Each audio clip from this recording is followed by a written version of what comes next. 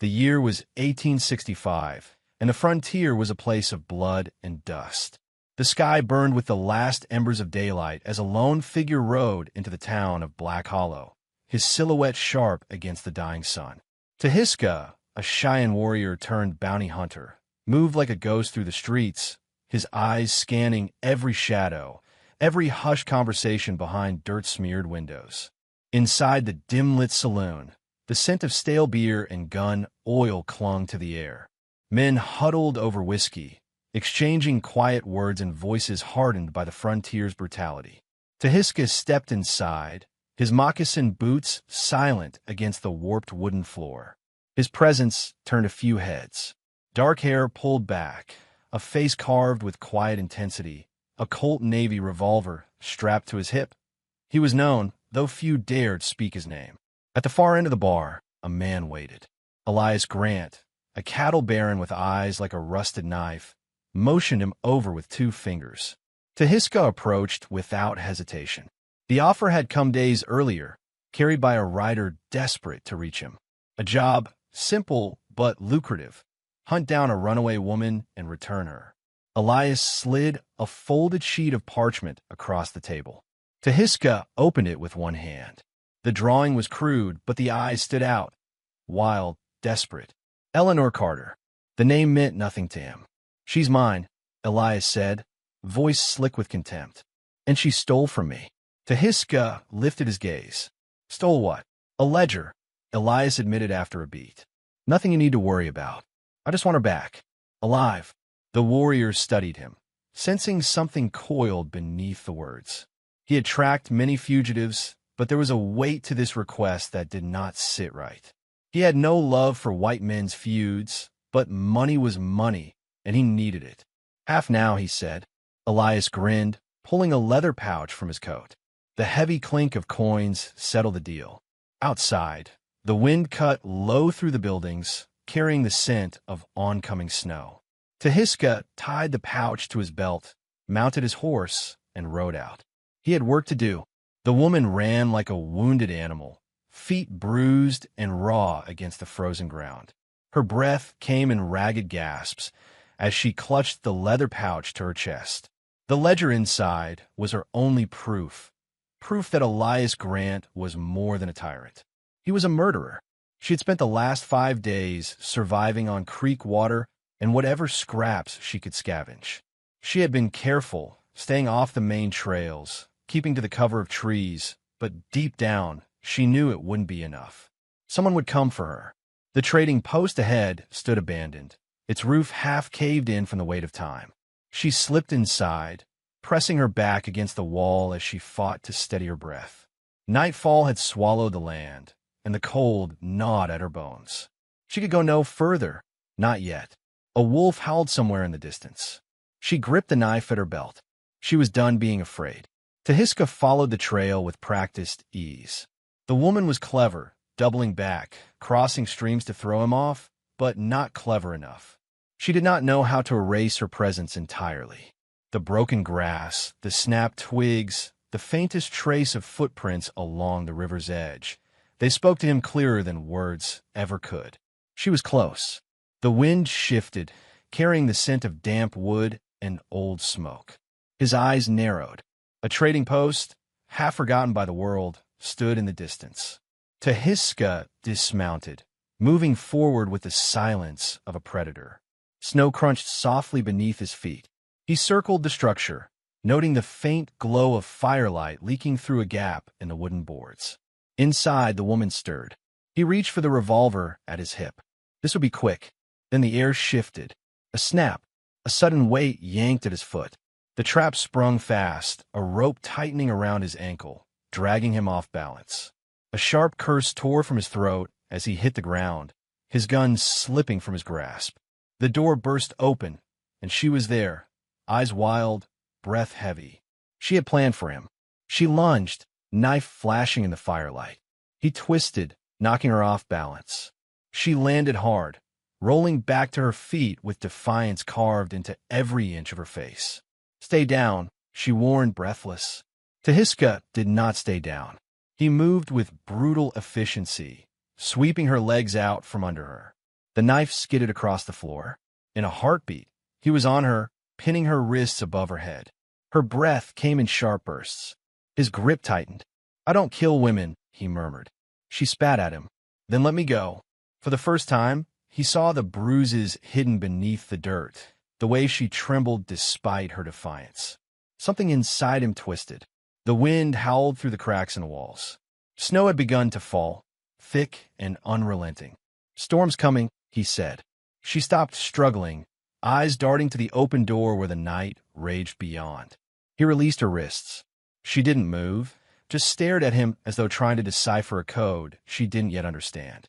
"I have no quarrel with you," he said finally, retrieving his gun and tucking it back into its holster. "But I have my orders." She swallowed hard. "And what if I told you Elias is lying?" Tehiska didn't answer. A storm was coming, one far greater than the snow that now cloaked the land. For now, he would wait. But the choice, her life, his contract, and the truth hidden within that ledger, loomed like a blade over them both. The fire crackled in the cramped darkness of the abandoned cabin, its light flickering against rough-hewn walls. The storm outside had swallowed the world in white, wind howling like a wounded animal as snow piled high against the door. Inside, Tehiska sat near the fire, sharpening his knife with slow, deliberate movements, his eyes flicking toward the woman huddled in the opposite corner. Ellie Carter wrapped her arms around her knees, jaw set, eyes defiant despite the shiver that racked her frame. She had stopped asking to be let go. There was no running now, not through the storm. She had no choice but to share this space with the man who had been sent to drag her back to a life worse than death. The silence between them stretched, taut as a noose. "You set that trap for me," he said finally, voice quiet but edged. She didn't flinch. "I set it for anyone." A ghost of a smile touched his lips, there and gone in an instant. "You knew someone would come. I'm not a fool." Her fingers clenched in the tattered fabric of her skirt. "Elias wouldn't let me go without a fight." Tehiska studied her a moment longer before sliding his knife back into its sheath. He had seen many men die, some slow, some quick. He had seen fear, defiance, surrender. He knew when someone was fighting because they still had something to lose, and he knew when someone had already lost too much. She had the look of someone with nothing left but her will to keep breathing. He stood, grabbing a fur-lined blanket from his saddlebag and tossing it across the space between them. She hesitated before pulling it over her shoulders, suspicion never leaving her face. "Sleep," he said, turning his back to her. "Storm won't break until morning." She didn't sleep. Neither did he.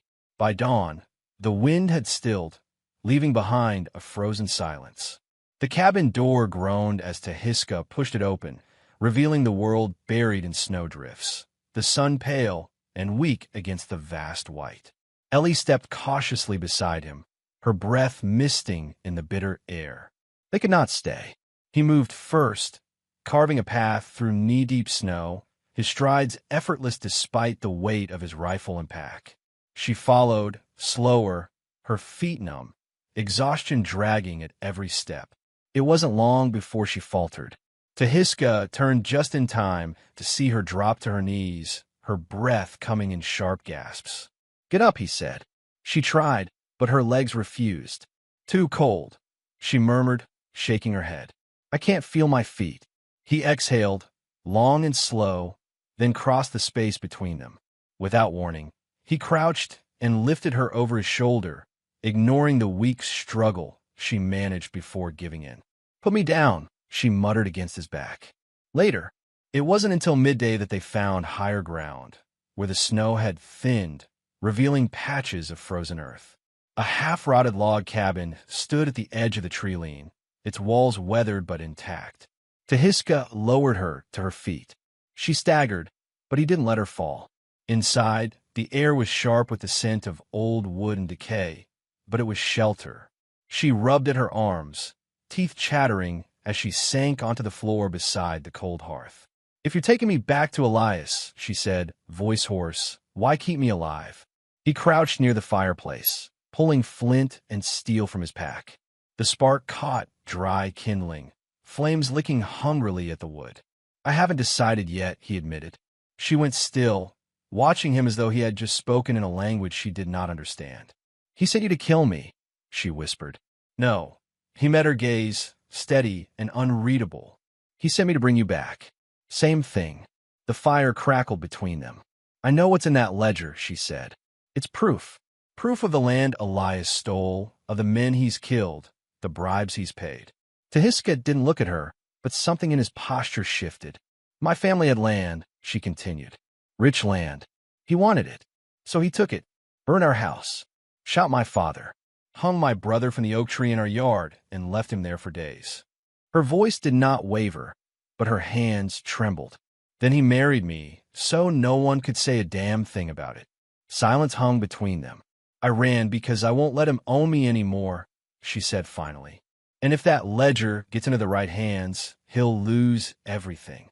Tehiska leaned back against the wall, his face unreadable in the firelight. "Who's the right hands?" She hesitated. "Judge Holloway. He's in Silver Creek, a week's ride south." She nodded. "If I can get there, I can end this." His dark eyes held hers for a long, unreadable moment. Then he stood, slinging his rifle over his shoulder. "Come on." She blinked. "What? You won't make it to Silver Creek alone." He glanced toward the cabin door, where the wind had quieted, but danger still lurked beyond the trees. "And Elias won't stop looking for you." Her throat tightened. "You believe me?" "I believe Elias Grant is a liar," he said simply. She stared at him, searching for some hint of a trick, but found none. Then, with a deep breath, she nodded. For the first time in weeks, she was not alone. They left the cabin as the sky darkened, two shadows moving as one into the vast, untamed wild. The sky bled gold as the sun dipped beyond the jagged peaks, casting long shadows across the frozen ground. The journey south had been brutal, through rivers still thick with ice, over treacherous ridges, across open plains where the wind cut like a blade. They had traveled in silence, speaking only when necessary, but something unspoken had settled between them, a fragile understanding born from survival. Ellie rode ahead, her borrowed coat too large on her frame, dark hair whipping in the wind. The town of Silver Creek lay just beyond the ridge, a promise of safety, of justice. She should have felt relief. Instead, dread coiled deep in her chest. Tehiska rode beside her, silent as ever. His gaze remained on the trail behind them, his senses sharp, his instincts whispering warnings he could not ignore. Then the shot rang out. Ellie's horse reared with a terrified cry, the bullet slicing past her shoulder before she hit the ground.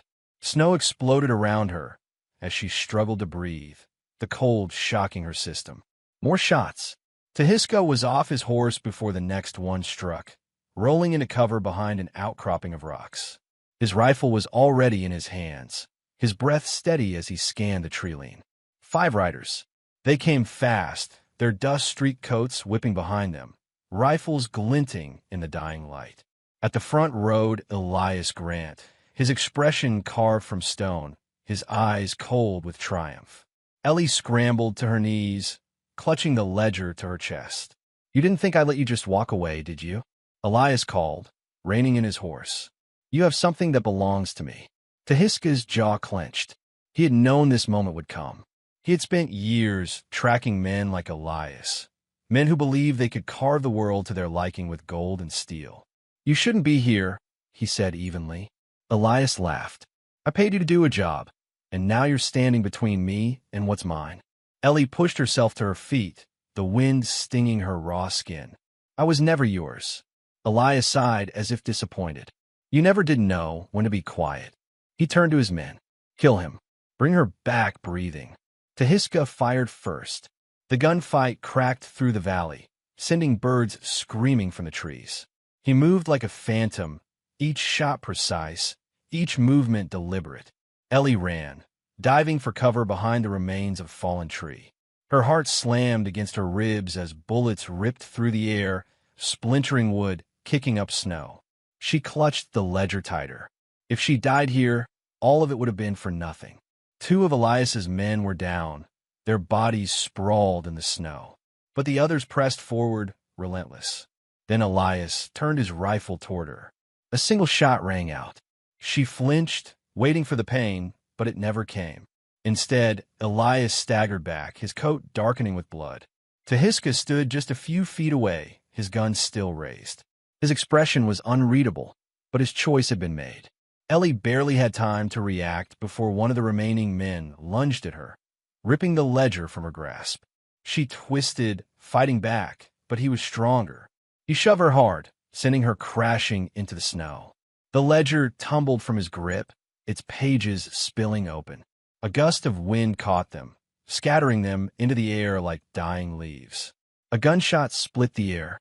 The man dropped, a red bloom spreading across his chest. Ellie turned, breathless, to find Tehiska lowering his weapon. The last of Elias's men fled. For a long moment, there was only the wind and the ragged sound of their breathing. Ellie crawled forward, gathering what pages she could. The ledger was ruined, half its secrets lost to the wind. It was over. She sat back, her fingers tightening around the remaining pages, exhaustion crashing over her like a wave. Tehiska approached, blood staining his sleeve, his expression unreadable. She looked up at him, her voice hoarse. "You didn't have to do that." He exhaled slowly. "Yes, I did." She searched his face for the man she had met days ago, the bounty hunter who had taken a job without question. But he wasn't that man anymore, and she wasn't the same woman who had run into the wilderness, desperate and afraid. The town lay ahead. She could finish this. Ellie rose to her feet, battered but unbroken, and Tehiska fell in a step beside her.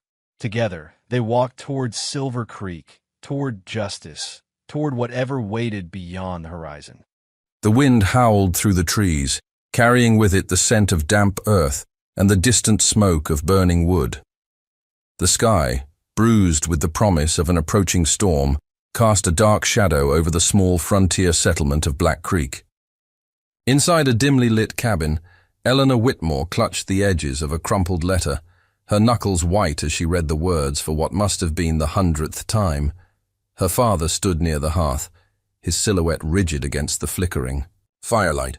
"It is done, Eleanor. There is no other way." Her breath came sharp. "You promised me a choice." "There is no choice when it comes to survival," he countered, voice grave, eyes unreadable. "The Lakota are at our doorstep. They demand peace, and this is the price. Your marriage to Cheyenne will keep our people alive." Eleanor swallowed against the lump rising in her throat. She had known this day was coming.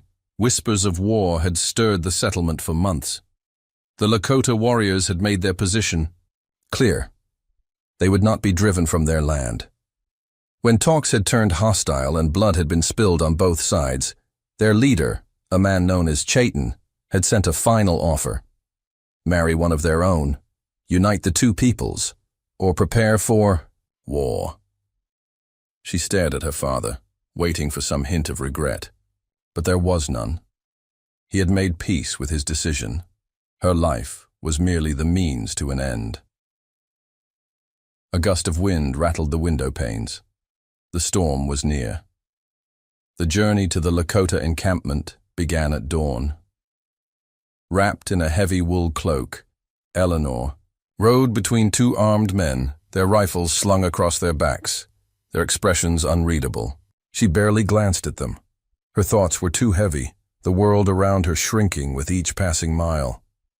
The wilderness was untamed here, far beyond the fields and wooden fences of Black Creek.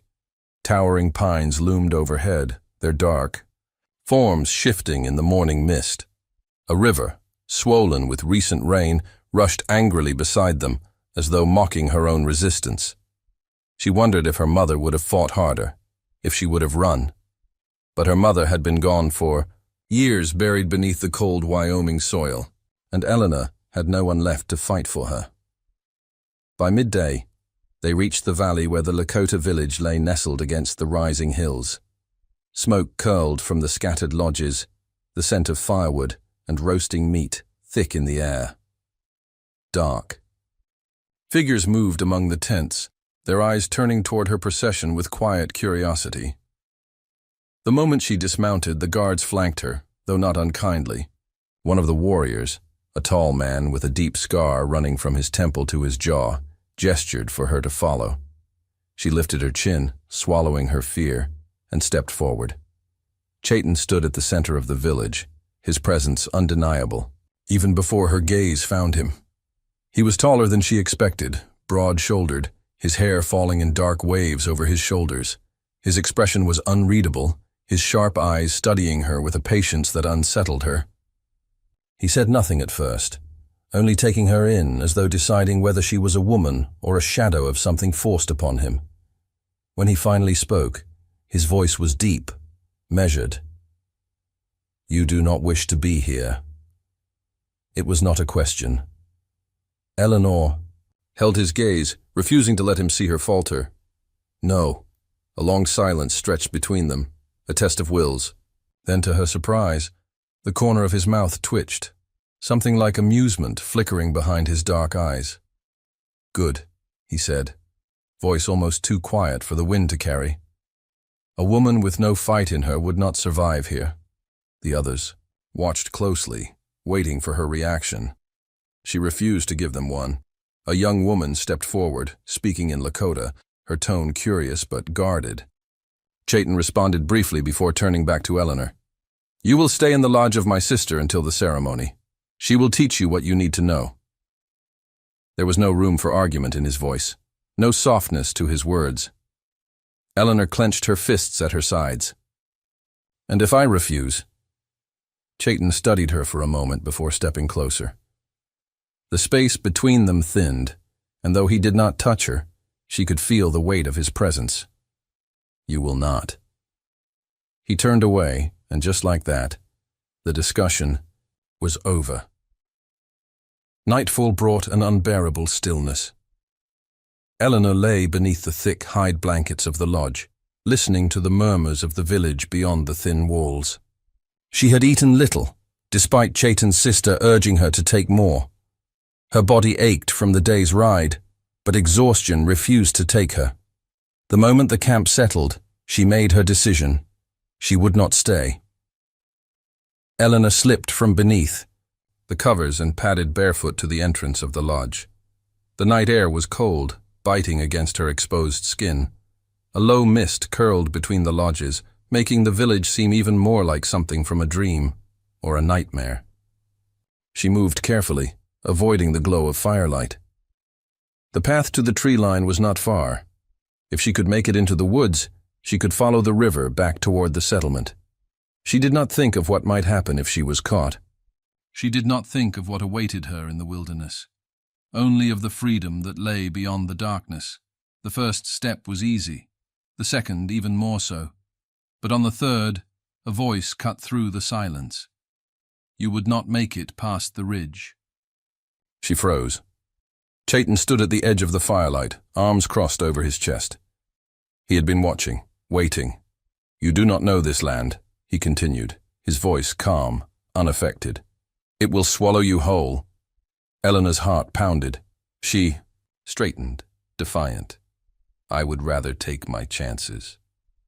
Cheyenne regarded her for a moment, his expression unreadable. Then, to her surprise, he took a step back. "Then go." She hesitated. The words were unexpected. A trap, surely. Cheyenne tilted, his head slightly, watching her with quiet amusement. "The wolves come down from the mountains at night. The river is high from the storm. If you wish to die, walk forward." The wind rustled through the trees, carrying the distant call of something wild. Eleanor swallowed hard. Cheyenne turned, walking away, not stopping her, not forcing her back. A choice. Her legs felt rooted to the earth. She stared at the darkened tree line, the wind whispering against her skin. Every instinct screamed at her to run. But she did not move. Minutes passed before she turned, her breath slow, measured. She walked back toward the lodge, each step feeling heavier than the last. She did not look back. Inside, she sank onto the blankets, pulling them tightly around her. Outside, the wind howled through the valley, but Eleanor barely heard it. Cheyenne had been right. She would not have made it past the ridge. Smoke curled from the center fire, winding through the wooden beams of the lodge like a spirit seeking escape. The scent of burning cedar clung to Eleanor's skin, mingling with the rich aroma of stew simmering in an iron pot. She sat stiffly near the fire, her fingers curled into her lap, resisting the warmth that pressed against her. Across from her, Cheyenne's sister, Wayaka, moved with practiced ease, crushing dried herbs into a small wooden bowl. She had not spoken much since Eleanor's arrival, offering only brief instructions on what was expected of her. Eleanor knew what the other women thought of her. Some whispered behind their hands, their voices hushed but unmistakably sharp. Others stared openly, their expressions unreadable. She was a foreign object in their world, a splinter embedded too deep to be ignored. Even Wayaka, for all her patience, regarded her with quiet wariness. She had not seen Cheyenne since the night of her failed escape. It had been 2 days, and though she told herself she did not care, the absence of his watchful presence unsettled her. She did not want to be under his scrutiny, but without it, she felt unmoored. The camp was alive with movement, men sharpening their weapons, children running between the lodges, their laughter breaking through the cool morning air. Life moved forward. But Eleanor remained caught between resentment and something else she refused to name. The bowl of food Wayaka had set before her sat untouched. The woman finally spoke, her tone neutral. "You will need your strength." Eleanor lifted her chin, meeting Wayaka's gaze with stubborn defiance. "I am not one of you." Wayaka's brow arched slightly, but she said nothing. Instead, she reached for a clay jar, scooping a thick paste onto a strip of cloth. She gestured for Eleanor's arm. Eleanor hesitated before extending it. The bruises from her failed escape attempt were still visible, dark patches blooming across her skin. Wayaka applied the salve with surprising gentleness, her fingers cool against Eleanor's warmth. "You do not have to be one of us," she said finally, tying the cloth in place. "But if you are to survive here, you must stop fighting the inevitable." Eleanor pulled her arm back, resisting the urge to rub at the bandage. She wanted to argue, to say that survival was not the same as acceptance. But she bit her tongue. That evening, as the fires dimmed and the village settled into a hush, Eleanor sat just outside the lodge, staring into the darkness beyond the encampment. The wind carried the distant cry of an owl, the rustling of unseen creatures moving through the underbrush. It should have been comforting, proof that she was not alone. But instead, it pressed against her chest, heavy and unrelenting. She did not hear him approach. "You stayed." She turned sharply, finding Cheyenne standing a few paces away, arms crossed. His voice held no mockery, only quiet observation. He had changed from the last time she saw him, his hair tied back, a deep red sash around his waist. There was a light dusting of dirt on his skin, the scent of leather and wood smoke clinging to him. Eleanor lifted her chin. "For now." Cheyenne studied her for a long moment before walking past her, crouching near the fire pit. He added a few pieces of wood, watching as the embers flickered to life. "The first snowfall will come soon. You will need warmer clothes. I won't be here when it does." His lips twitched, though he did not quite smile. "You think the world beyond here is waiting for you with open arms?" She exhaled sharply, her patience thinning. "I don't belong here. You do not belong there either." His voice was quiet but certain. Eleanor bristled. "You don't know me." Cheyenne looked at her then, his dark eyes catching the firelight. "I know what I see. You are a woman torn between two places, and neither will ever truly claim you." He stood, brushing the dirt from his hands. "You should eat. The frost does not care about your pride." She did not move as he walked away, his words settling into the hollow space between her ribs. The days passed in a quiet, uneasy rhythm. Eleanor moved through the village with wary steps, observing as life unfolded around her. The Lakota women worked with steady hands, weaving, tanning hides, grinding roots into powder. The children played near the river, their laughter unburdened by the weight of the world. The men, when they were not hunting, gathered near the central fire, speaking in low, serious tones. She caught Cheyenne among them more often than not, his presence commanding even when he was silent. Despite herself, Eleanor began to listen. She picked up pieces of their language, understanding more than she let on.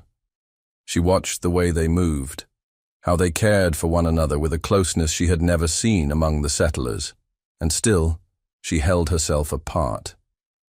The turning point came in the form of blood. The hunting party returned late one afternoon, their faces grim.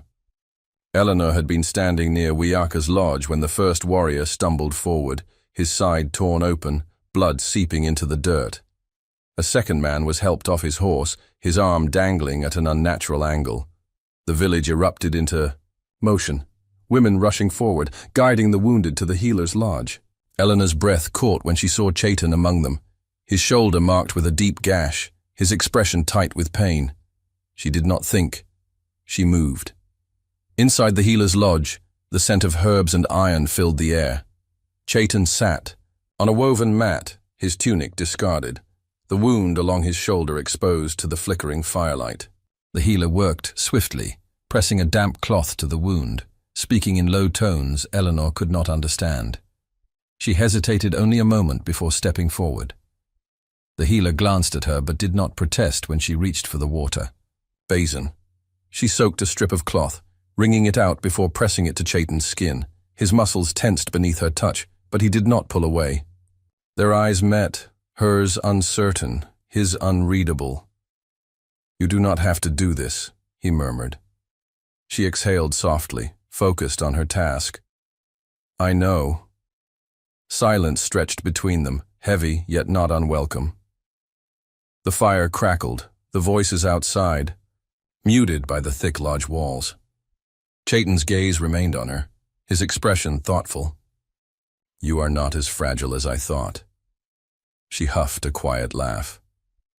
"And you are not as cruel as I thought." A long pause. Then, so softly she almost didn't hear it. "Good." She did not know what he meant. Not yet. But as the night deepened and the frost crept in from the edges of the world, Eleanor realized something had shifted, and for the first time since she had arrived, she did not feel entirely alone. The first snow arrived in silence, dusting the earth in a fine, pale sheet that muted the world. Eleanor stood at the edge of the encampment, breath curling in thin plumes as she watched the storm clouds roll over the distant hills. The village was quiet in the early morning hush. The only sound, the rhythmic scraping of a stone blade against wood as one of the warriors sharpened his weapon by the fire. She had begun to understand the rhythm of life here, the unspoken language, of glances and gestures, the way the people moved with purpose rather than panic. She had learned to braid her own hair the way the Lakota women did, to stitch leather, to kneel in the snow and listen to the forest the way Cheyenne did, waiting for what it would tell her. She had stopped fighting the inevitable. But peace was a fragile thing, easily shattered. The first sign of trouble came when the sentries returned from the western hills, their faces grim. Eleanor did not need to understand their words to recognize the urgency in their voices. She turned toward the central fire, where Cheyenne stood speaking with the elders, his brow furrowed, his stance tense. He saw her approach, but did not dismiss her as he might have before.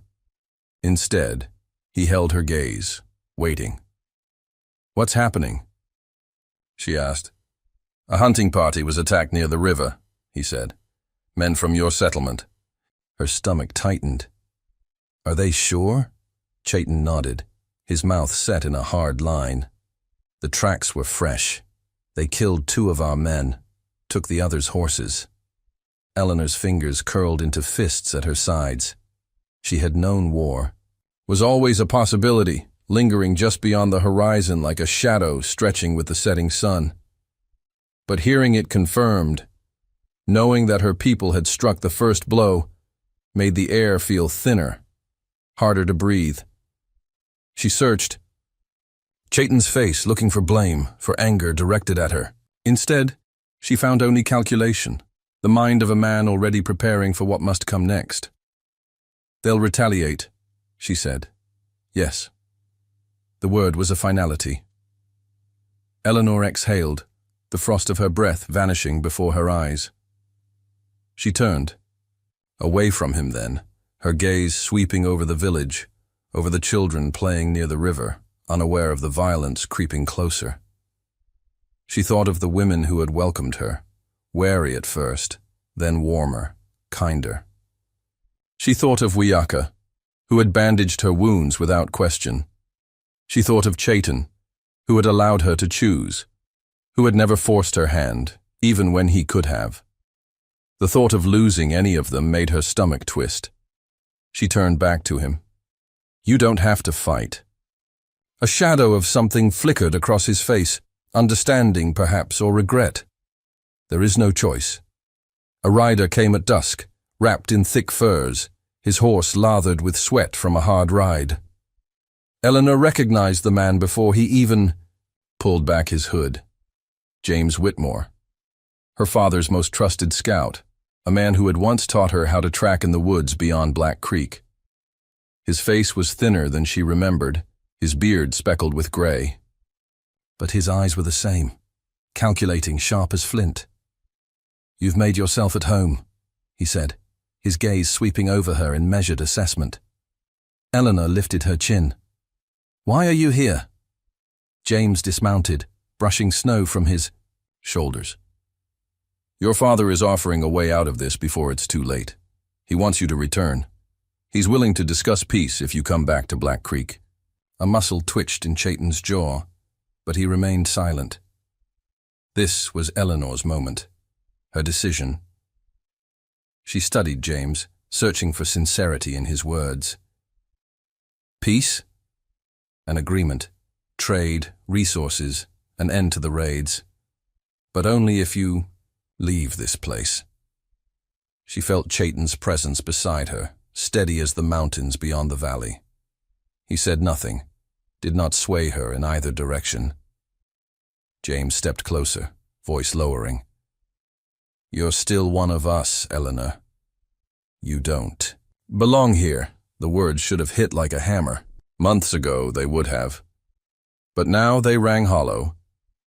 She turned, looking past James, past the weary horse he had ridden in on, past the trees where her old life still lingered like a ghost refusing to fade. Then she looked toward the village, where firelight danced against the snow, where voices carried on the wind in a language she had once resisted but now understood, and she saw where she belonged.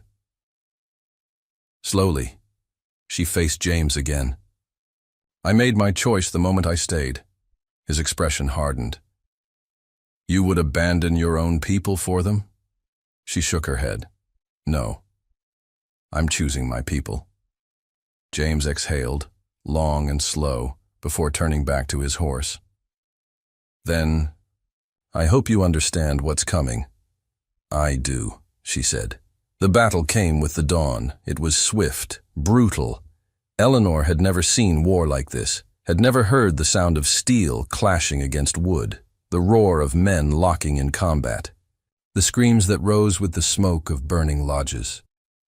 She had seen death before, but not like this.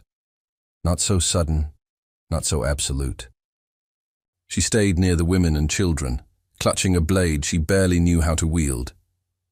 But when the first of the raiders broke through, she did not cower. She drove the knife deep, feeling the warmth of blood against her skin, the breath of a dying man spilling over her shoulder. She did not look away. And when she saw Cheyenne in the thick of the fight, his face streaked with soot and sweat, his blade flashing through the air like lightning, she knew she had made the right choice. It ended as quickly as it had begun.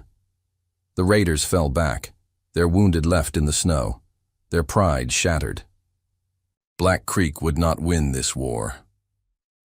When Eleanor stepped over the fallen, past the remnants of her past life, she found Cheyenne watching her. Blood streaked his cheek, a shallow cut running from his temple to his jaw. He was breathing heavily, his chest rising and falling beneath the torn fabric of his tunic. "You fought," he said. She nodded. His gaze lingered, as if seeing her for the first time. "You did not have to." "I did." A long silence stretched. Between them, thick with the weight of everything unsaid.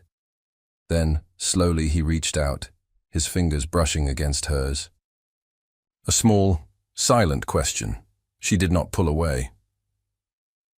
In the distance, the first rays of sunlight broke through the clouds, casting long shadows over the blood-stained snow. Eleanor turned toward the village, the only home she had left. And without hesitation, she walked forward, Cheyenne by her side. A crimson sun dipped below the jagged horizon, casting long shadows over the burning settlement. Smoke curled into the twilight sky, carrying the scent of scorched wood and death. The wind, heavy with the cries of the dying, whispered through the shattered remains of what had once been a peaceful Comanche encampment. Tahu's horse thundered across the plains, his heart hammering against his ribs. He had sensed something was wrong the moment the sky darkened with buzzards circling overhead. The closer he rode, the heavier the air became, thick with an omen he refused to acknowledge. His fingers tightened around the bough slung across his back, his breath coming in ragged bursts. When he reached the edge of the settlement, his worst fears took shape before him. Tents lay in ruin, their fabric torn apart like carrion beneath the talons of some great beast. Bodies sprawled across the earth, warriors cut down before they could lift their weapons, elders slain with merciless precision. A child's small hand reached from beneath a collapsed shelter, unmoving. Then he saw her. A pony lay in the dirt, her body motionless beneath the dying light. Her long, dark hair fanned around her like ink spilled on the earth. A crimson bloom stained her tunic, darkening where the knife had sunk deep. Her hands, once warm against his skin, now rested in a lifeless stillness upon her stomach. Tahu dropped to his knees beside her, his mind unwilling to accept what his eyes saw. He reached out, his fingers trembling as they traced the contours of her face. She had been laughing that morning, her smile teasing him as they spoke of their future. Now the warmth was gone, stolen away like breath into the night. His hands clenched into fists, his nails biting into his palms. He should have been here. He should have protected her. A deep, guttural sound tore from his throat, a cry that echoed across the empty land. Then he saw the silver coin. It sat in her palm, the metal glinting mockingly in the fading light. The mark of a killer. Not just any killer, Jed Calloway. Tahu's breathing slowed, his grief hardening into something colder, something sharper. Calloway had been spoken of in hushed tones, a name carried by fearful whispers across the frontier. A murderer, a raider, a man without honor who carved his path in blood and fire. Tahu had never met him, but he knew of his kind, cowards who thrived on cruelty, who took joy in suffering. A pony had not died in battle. She had been slain as a message, her death nothing more than amusement to a man who had never known love or loss. The wind shifted, carrying a distant echo of hooves. The scent of horses, sweat, and gunpowder. The killers were not far. His fingers curled around the coin before shoving it into his belt. Then he stood, shoulders squared, eyes burning with something darker than grief. Behind him, the remnants of his tribe stirred. Survivors crawled from the wreckage, bloodied and hollow-eyed. An elder, his face lined with age and sorrow, approached with hesitation. "Tahu," the old man said softly, his voice carrying the weight of the dead. Tahu did not turn. "This war is not ours," the elder continued. "You seek vengeance, but vengeance is a spirit that devours all who welcome it." Tahu's jaw clenched. His fingers hovered over the hilt of his knife. "He left his mark," he said, voice hoarse with restrained fury. "I will leave mine." The elder sighed. "And if you follow this path, will you return the same man?" Tahu finally met his gaze, and the elder took a step back. There was something unreadable in the younger warrior's eyes, something unrelenting. "The man I was died with her," Tahu said. Without another word, he turned and walked away. His steps were steady, his purpose absolute. Behind him, the wind carried the last dying embers of his home into the night. The wilderness did not care for the fury of men. Cold winds howled across the open plains, stripping flesh of warmth and gnawing at the bones beneath. The land stretched endless before him, an unforgiving expanse of dust, rock, and towering pines that whispered of old spirits and forgotten blood. The moon cast its pale glow over the earth, but Tahu moved like a shadow beneath it, his form barely more than a ghost in the dark. He had abandoned his tribe with nothing but his weapons and the hate burning in his chest. He did not need their blessing. Justice was no longer his concern. Calloway's scent lingered in the world like the stench of rot, and Tahu followed it, each step drawing him closer to the man who had stolen everything from him. Days bled into nights. He did not rest. He did not speak. He moved like a predator, silent and watchful, his instincts sharper than the obsidian blade at his hip. The first sign of Calloway's path was a gutted rancher found strung up in a tree, his pockets turned inside out, his body picked clean by vultures. The second was a burned-out wagon, charred bones scattered among the remains. A woman's dress, torn and bloodied, clung to the cracked earth. Tahu knelt beside the wreckage, pressing his fingers into the dirt. The tracks were fresh. At least half a dozen men, maybe more, riding hard toward the hills. The outlaw had a gang, which meant numbers, which meant an advantage. Tahu smiled bitterly to himself. It would not be enough. He followed the trail north, tracking Calloway like a wolf stalking wounded prey. His body burned with exhaustion, but he did not waver. One night, as he crossed a narrow pass between jagged cliffs, a rifle cracked through the silence. The bullet shattered the rock inches from his head. Tahu dropped low, rolling behind a boulder just as another shot rang out. The scent of gunpowder drifted through the air, and a voice, rough as gravel, called out from the ridge above. "Thought I saw something creeping in the dark." Tahu did not respond. He reached for his bow, notching an arrow with practiced ease. The voice chuckled, the sound carrying on the wind. "Most men would have run by now," it mused. "But something tells me you ain't most men." Tahu exhaled slowly, muscles coiled, waiting. Boots scraped against stone. The figure stepped into view, a broad-shouldered man with a weathered face, clad in a long coat that had seen too many winters. His rifle rested lazily against his shoulder, though his stance was anything but careless. "I ain't here to kill you," the man said. "Not yet, anyway." Tahu didn't lower his bow. The man sighed. "Reckon I know what you're after." "Same thing I am." A long pause stretched between them. Then the man leaned against a rock, rubbing his jaw thoughtfully. "Name's Samuel Briggs. Calloway killed my brother." Tahu studied him, eyes narrowing. Briggs carried himself like a man who had spent years chasing ghosts, and there was something in his gaze, something raw, something familiar. "I don't need help," Tahu said. Briggs smirked. "Ain't about need. It's about survival. You go after him alone, you're a dead man." Tahu's fingers tightened around the bowstring. The idea of another man walking this path with him felt foreign, unwelcome. Vengeance was his burden alone. And yet, Briggs shifted his stance. "Calloway's holed up in the hills with a dozen men, maybe more. They'll get you before you even get close." He tilted his head, considering. "But 2 men? Now that's something else." Silence again. The wind howled through the pass, whispering between them. Finally, Tahu lowered his bow. Briggs nodded. "Smart choice." Tahu met his gaze. "When this is over, you go your way. I go mine." Briggs grinned. "Fair enough." They moved before dawn, 2 shadows against the rising sun, bound by a shared hatred and a hunger for blood. The night was thick with silence, broken only by the restless murmur of horses and the occasional crackle of a dying fire. Shadows danced along the rock walls of the outlaw camp, their shapes shifting as men moved between the tents, oblivious to the death creeping toward them. Tahu lay motionless on the ridge above, his breath slow and measured. Below, the camp sprawled like a nest of vipers, coiled in drunken slumber. Calloway's men were careless, their confidence born from years of unchecked bloodshed. They believed themselves untouchable. That belief would die with them. Beside him, Briggs exhaled through his nose, gripping his rifle. 12 men, maybe more. We take out the sentries first. Quiet. Tahu nodded. He did not need to be told. The first man never saw him coming.